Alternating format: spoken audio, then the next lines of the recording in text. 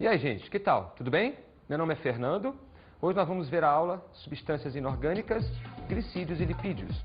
Mas antes vamos fazer uma abordagem para você diferenciar o que são compostos inorgânicos e o que são compostos orgânicos, onde estão inseridos os glicídios e os lipídios. Muito bem. Tudo isso para a gente poder entender a célula. A célula, formada por membrana, por citoplasma, por núcleo, é uma estrutura viva, uma unidade biológica, que é formada por substâncias químicas. Essas substâncias químicas estão distribuídas pelo planeta no mundo inorgânico e no mundo orgânico. Mas o que seria o mundo orgânico? O que seriam as substâncias orgânicas e o que seriam as substâncias inorgânicas? As substâncias orgânicas seriam aquelas normalmente formadas pelo carbono. Já as substâncias inorgânicas são encontradas naturalmente na natureza. Vamos nos aprofundar um pouco nas substâncias inorgânicas. Começaremos pela água. A água é uma molécula maravilhosa. Se apresenta no estado líquido, no estado gasoso, no estado sólido e no estado plasmático. No estado plasmático. A água é formada por hidrogênios e oxigênios. O oxigênio tem carga negativa, o hidrogênio carga positiva. E essa maravilhosa combinação permite com que a água apresente então dois polos, dois lados, um positivo e um negativo. Isso permite com que a água apresente, desenvolva uma das principais propriedades dela, que é a de ser um solvente. E ela ganha a capacidade, ganha a notoriedade de ser um solvente universal. O que seria então um solvente universal?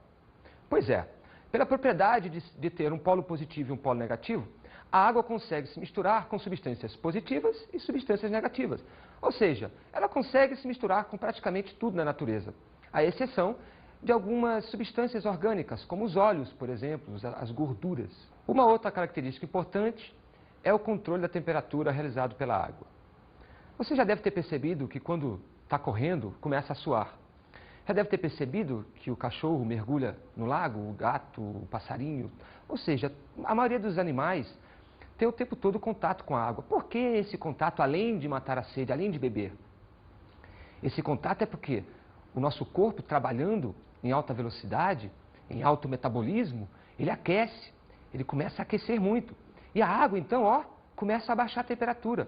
Suar é bom, suar é importante por causa disso.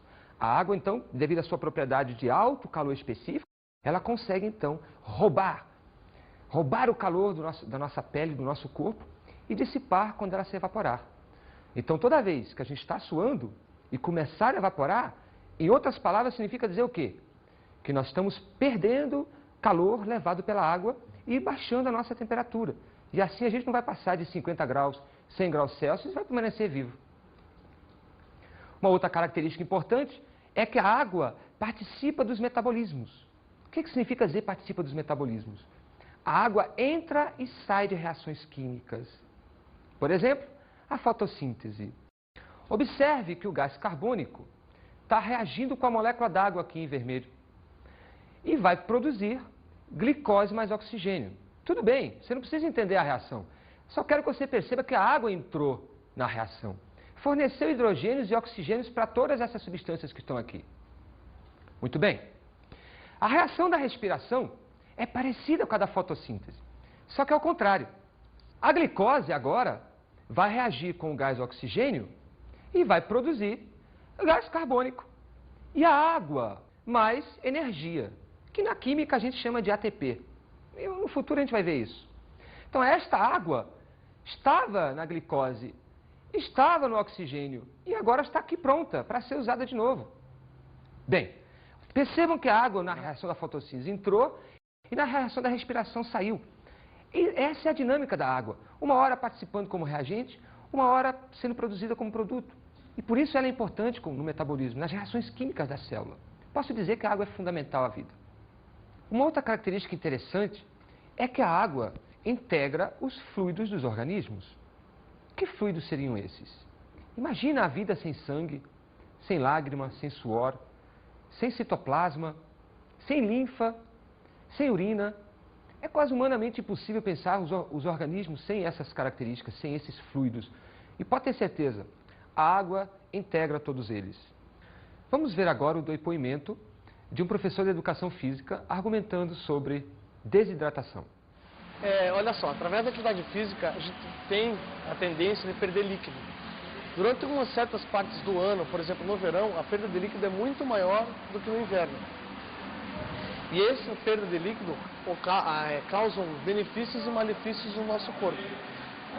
Alguns dos benefícios que ela causa, por exemplo, além da queima de gordura localizada no corpo humano, também ela elimina através dos poros secreções do corpo humano. E através dos malefícios, a principal delas é a desidratação. Por isso que nós, professores de academia, orientamos os alunos a ter uma boa ingestão de líquido durante o exercício para que não cause desidratação. O que seria desidratação? Desidratação seria uma perda de sais minerais, água e cálcio do corpo humano. Tá?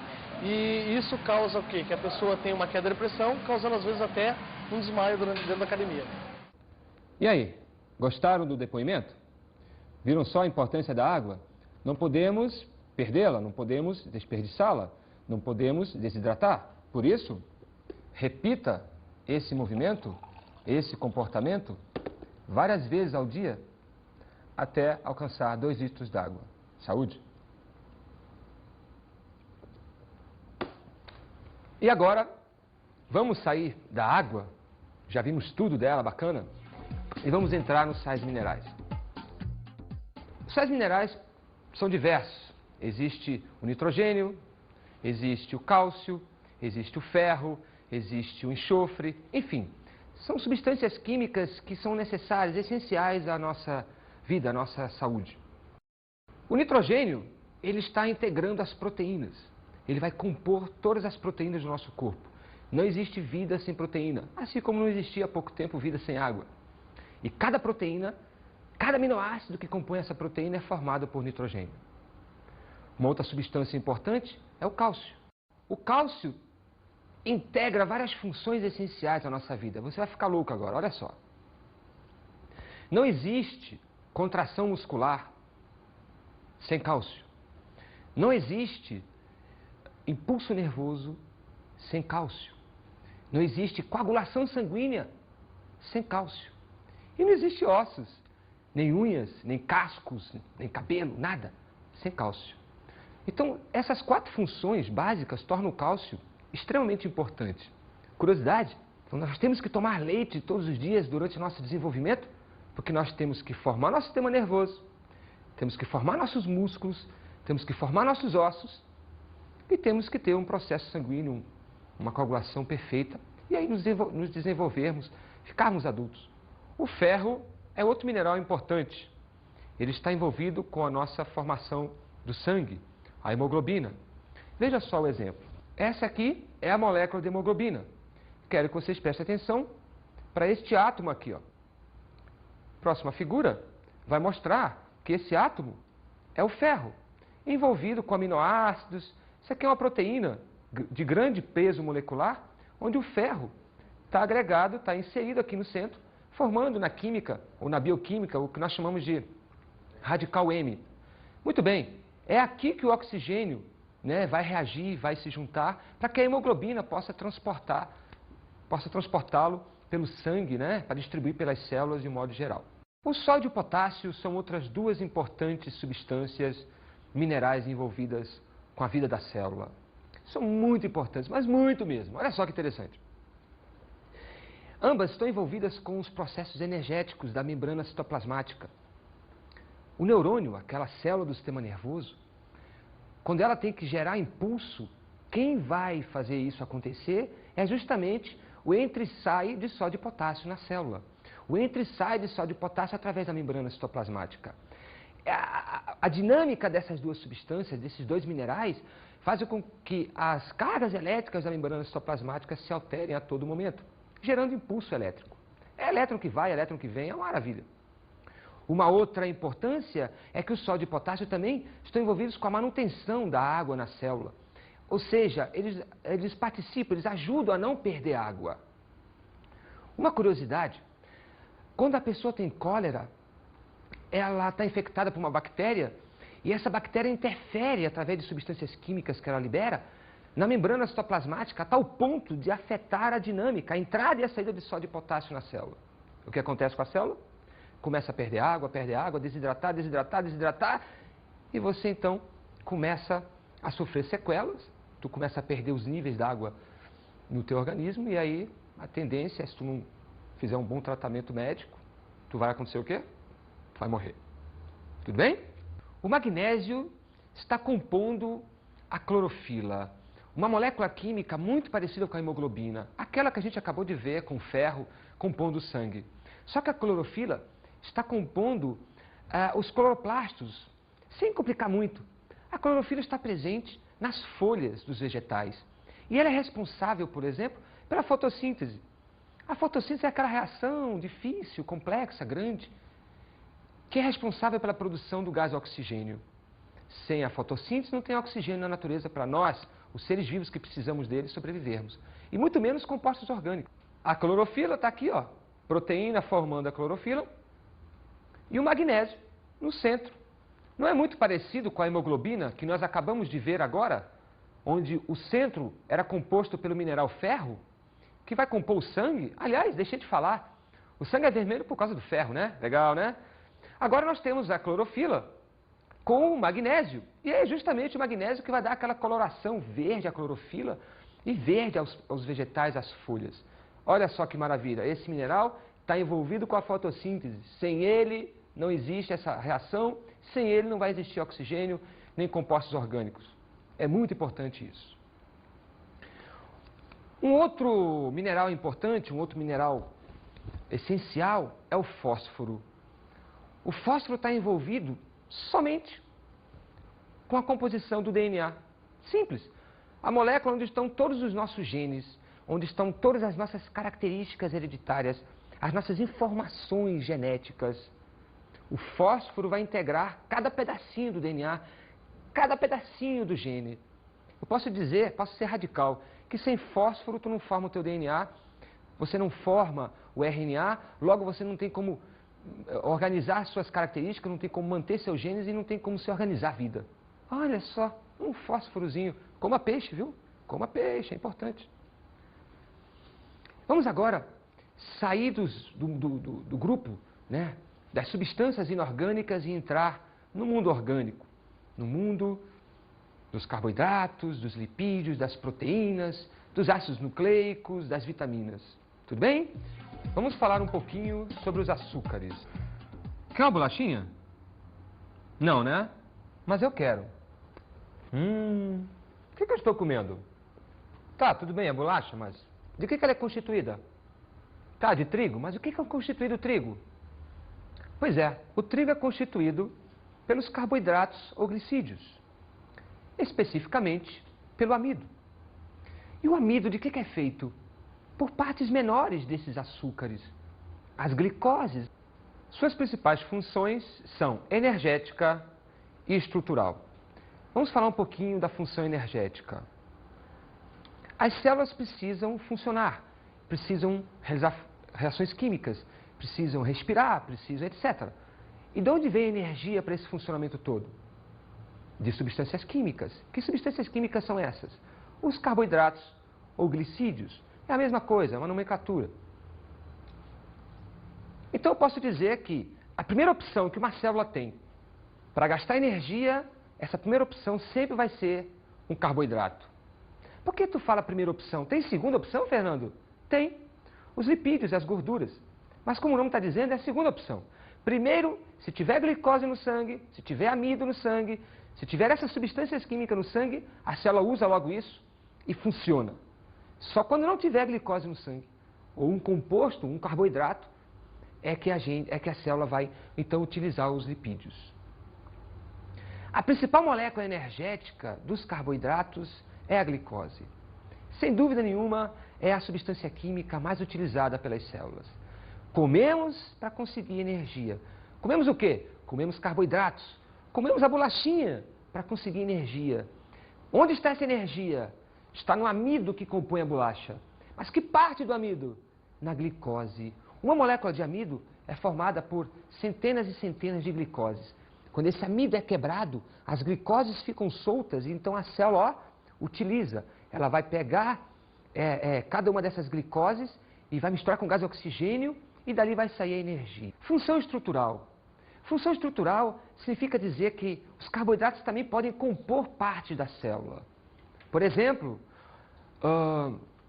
integram a membrana citoplasmática das células, formando nos animais, por exemplo, o glicocálix.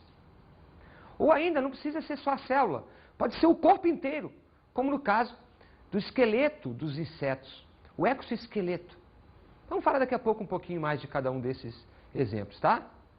Os carboidratos são encontrados basicamente nos vegetais, mas existem também carboidratos nos animais. Mas a maior parte deles se encontram nos vegetais. Vou te dar exemplo logo dos animais. Tu encontra carboidratos ou glicídios no leite e no mel, mas maciçamente nos vegetais. Toda vez que você está comendo um tomate, uma alface, um grão de trigo, uma soja, sei lá o que, de origem vegetal, tu está ingerindo carboidratos. Comida brasileira: arroz, feijão, saladinha de maionese, com a saladinha de tomate. Essa mistura, né, fantástica, ela é rica em carboidratos. A proteína está ali no bifinho, às vezes no torresminho. Quanto à classificação, os carboidratos podem ser divididos em 3 grupos: os monossacarídeos, os oligosacarídeos e os polissacarídeos. Os monossacarídeos são aquelas moléculas pequenininhas, os menores açúcares, aqueles que não podem mais ser divididos em nenhum. Eu posso dizer que os monossacarídeos são as unidades dos glicídios, dos carboidratos, a menor parte de um açúcar. Veja alguns exemplos: glicose, frutose e a galactose. São exemplos de monossacarídeos encontrados nas seguintes condições: glicose e frutose, muito comuns nos vegetais de um modo geral. A frutose, muito comum nas frutas. A glicose, muito comum no açúcar, esse que a gente come, com café, com leite. E a galactose, olha o nome, lactose, galactose, é o açúcar que vai, junto com o outro lá na frente que a gente vai ver, formar o leite, tá? Você quer ver a fórmula de um monossacarídeo? Esta estrutura é a glicose, ela é um monossacarídeo.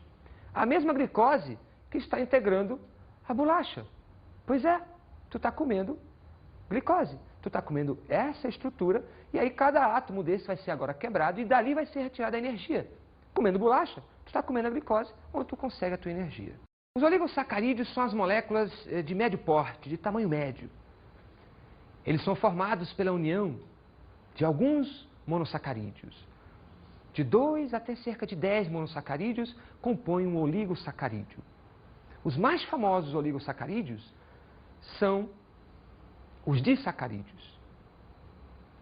Entre os disacarídeos se destacam, por exemplo, a sacarose, a maltose e a lactose.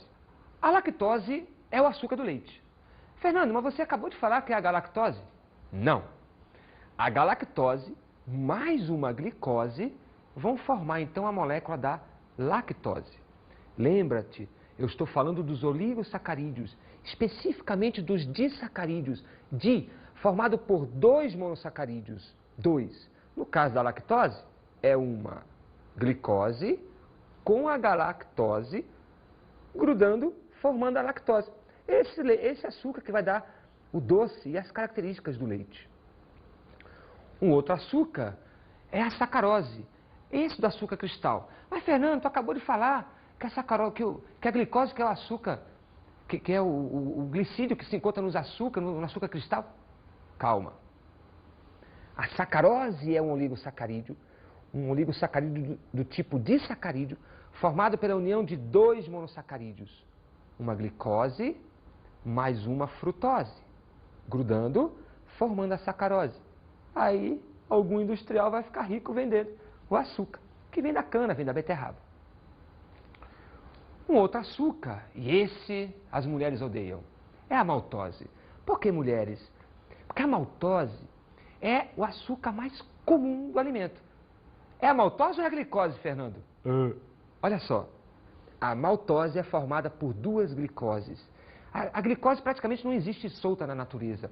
Ou ela está na forma de amido, ou ela está na forma de maltose, de sacarose, olha que o parta. Mas ela dificilmente se encontra nua e crua. Então eu posso dizer para ti que quando eu tenho 2 glicoses juntas, eu tenho uma maltose. A maltose é má, né? Porque quando tu estás comendo a bolachinha, Na verdade, tu está comendo amido. O amido depois vai ser quebrado em maltoses. E as maltoses depois em duas glicoses. Então, na verdade, é a glicose que você está consumindo. Mas a glicose na forma de maltose e antes na forma de amido. Entenderam então? Oligosacarídeos se destacam os disacarídeos, formando pela união de dois monossacarídeos. Reparam o que é comum? Repararam? Glicose é comum nos três exemplos, tudo bem? Variando depois a galactose, a frutose e outra glicose. Os polissacarídeos constituem a última parte da classificação dos carboidratos. Os polissacarídeos são os açúcares gigantes, mega, são formados por milhares de glicoses. Destaca-se aí o amido, a celulose, o glicogênio e a quitina, que se dividem tanto em função energética quanto função estrutural. Vamos ver. Amido é a substância de reserva, é o açúcar de reserva dos vegetais. Quando você come uma mandioca, uma batatinha, tu estás comendo ali amido, tu está comendo ali a substância de reserva daquele vegetal. Mas também quando tu comes um vegetal, tu está destruindo ele, tu está quebrando a célula. E o que constitui a célula vegetal, especificamente na estrutura chamada parede celular, é a celulose. Isso mesmo, a mesma celulose que você tanto ouve falar das indústrias de papel.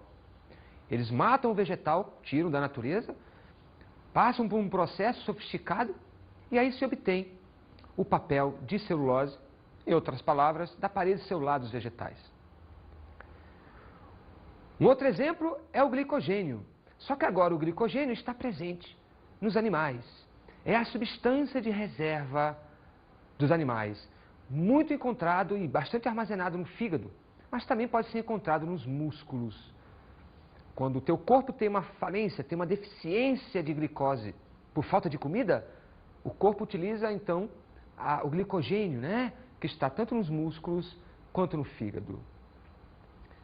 E o último exemplo, também presente nos animais, é a quitina.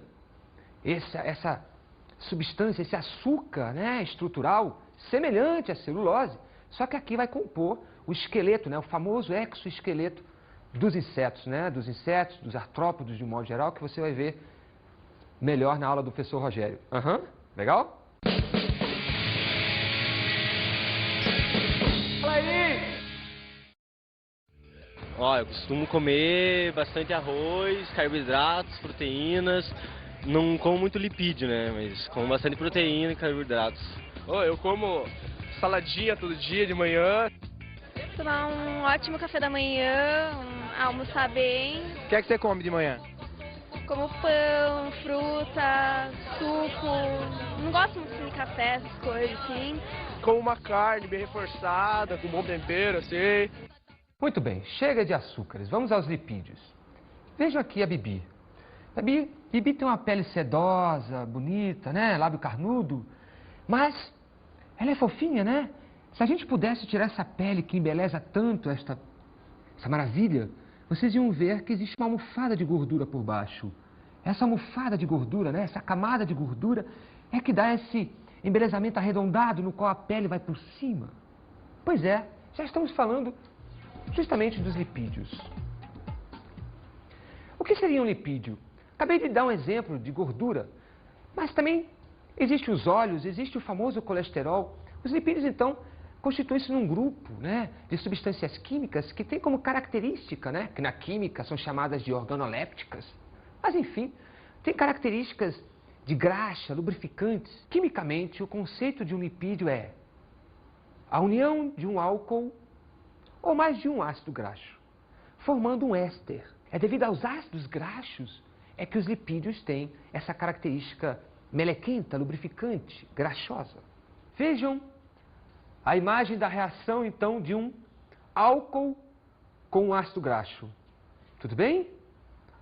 Vejam que temos aí um álcool chamado glicerol, unido a 3 ácidos graxos, formando o famoso triglicerídeo. Atenção para os 3 oxigênios que se formam entre os 2 carbonos do álcool e dos ácidos graxos, caracterizando então o éster. Onde eu encontro os lipídios? Onde existem as fontes dos lipídios? O Batata, nosso cameraman, é um exemplo. Vem cá, Batata, rapidinho, vem cá, Batata. Corre aqui, Batata, corre aqui, corre aqui. Corre aqui, Batatinha. Vem cá, rápido. Olha só. Vem cá. Imagine este animal, né? Este animal chamado Batata. Ele tem, então, uma grande constituição, né? Lipídica. Gordura, por exemplo. Carne, né? A carne é uma fonte, né? Obrigado, Batata. A carne é uma fonte de lipídios. Onde se encontram as gorduras, por exemplo. Uma outra fonte são os óleos vegetais. As sementes, né, dos vegetais apresentam bastante óleo. Outra fonte seria o leite e seus derivados. A nata do leite, muito rica em lipídios, muito rica em gordura. Daí, desenvolver o leite desnatado, justamente para eliminar esse excesso de gordura para as dietas, né, das pessoas. Os mariscos também são bastante ricos em lipídios, principalmente no colesterol. Cuidado, pessoas cardíacas. O camarão é rico em colesterol. Daqui a pouco a gente vai falar sobre ele. Os lipídios são classificados em 3 grupos. Lipídios simples, lipídios de cadeias abertas. Por exemplo, os triglicerídeos. Os lipídios complexos ou conjugados. Aqueles formados por álcool, ácido graxo e qualquer outra substância agregada, uma proteína, um açúcar. E os esteroides? Bem, os esteroides seriam os lipídios de cadeia fechada, ou caracteristicamente de cadeia fechada, onde se insere o colesterol. Vamos falar um pouquinho agora de cada um. Lipídios simples. Os lipídios simples se destacam em 2 subgrupos: glicerídeos e cerídeos. Os glicerídeos têm esse nome devido ao seu álcool constituinte, o glicerol. Quando eu tenho um glicerol mais os ácidos graxos, eu componho um glicerídeo. Os exemplos de glicerídeos são as gorduras e os óleos. As gorduras normalmente são saturadas e os lipídios do tipo óleos insaturados. Os cerídeos constituem-se o último grupo dos lipídios simples. E ali se encontram as ceras, de um modo geral, tanto de origem animal quanto de origem vegetal. Tudo bem? Cera de ouvido, cera de abelha, de origem animal. E as ceras que revestem a uva, por exemplo, de origem vegetal. Os esteroides têm a fama por causa do seu principal integrante, que é o colesterol. O colesterol, gente, é uma molécula que quando se junta com uma proteína, vai se transformar numa glicoproteína e que na mídia hoje em dia é conhecida como colesterol bom e colesterol ruim. Colesterol bom chamado de HDL e o colesterol ruim de LDL. Tranquilo? Cuidado com o colesterol ruim porque ele se acumula nos vasos e pode então causar problemas cardiovasculares. Os lipídios complexos destacam-se aí os fosfolipídios e as glicoproteínas que acabamos de falar dos esteroides aqui, do colesterol. Não vamos confundir. Quando o colesterol se junta com uma proteína, eu deixo de ter apenas ácidos graxos e álcool e passo a ter também um componente diferente, que é a proteína.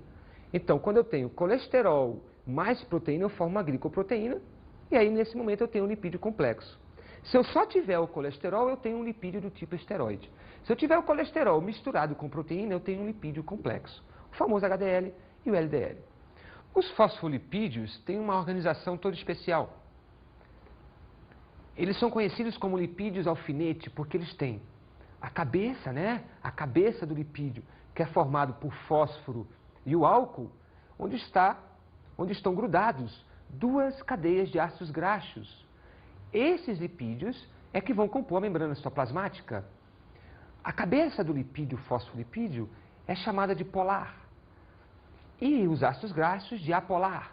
Traduzindo, essa região aqui, a região polar, pode se misturar, pode se associar com água, mas a apolar não.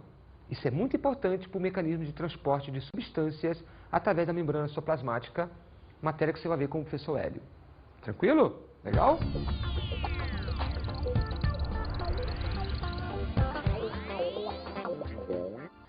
Bibi, vamos sugerir como dica de estudos para eles o seguinte: assistir ao filme Super Size Me, que fala da trajetória de um pesquisador que durante um mês se alimentou 100% de sanduíches e o que aconteceu foi que ele ficou extremamente obeso e com sérios problemas cardiovasculares. Veja o filme, que é extremamente interessante. Depois também você pode fazer uma pesquisa do colesterol e os hormônios do corpo humano. Vai lá que tem muita coisa interessante para você ver a importância do colesterol. E por último, se você não estiver cansado, monte uma tabela da sua alimentação do dia a dia, durante uma semana ou um mês, e veja o que você mais come e veja se você vai ter tendência para engordar ou permanecer como está hoje. Tá legal? Até mais e a gente se vê. Tchau!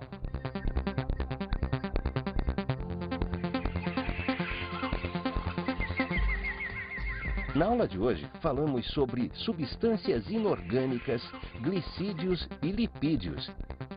Substâncias inorgânicas têm como exemplo a água e sais minerais, os glicídios caracterizam-se pela sua função energética e os lipídios pela função energética secundária e estrutural. Vimos a importância da água. A água constitui-se o principal componente químico dos seres vivos. É famosa pela sua função de solvente universal, controle da temperatura e participar da maioria dos metabolismos das células. Falamos sobre os açúcares. Os açúcares são moléculas relativamente simples e destacam-se pela sua função energética para os seres vivos. Exemplo maior: glicose, amido e celulose. E também sobre os lipídios. Os lipídios são moléculas mais complexas que os glicídios, mas ainda assim se destacam pela função de energia de reserva. Destaca-se aí o colesterol, gorduras e óleos. Bons estudos!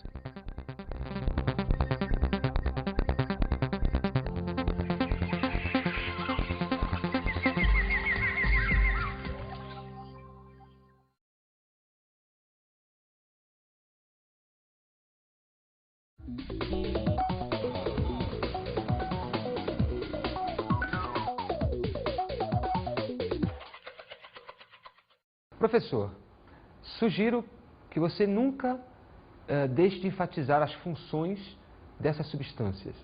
É primordial isso, porque em tempos modernos, no nosso dia a dia, as informações que chegam são sempre em cima das funções, desde a compra de um produto no supermercado até a aplicabilidade disso. No quesito água, é importante fazer uma conexão, nunca deixar de fazer essa conexão de ser vital para a vida, no sentido de só existe vida no planeta Terra porque tem água. Se não tivesse água, não teria vida.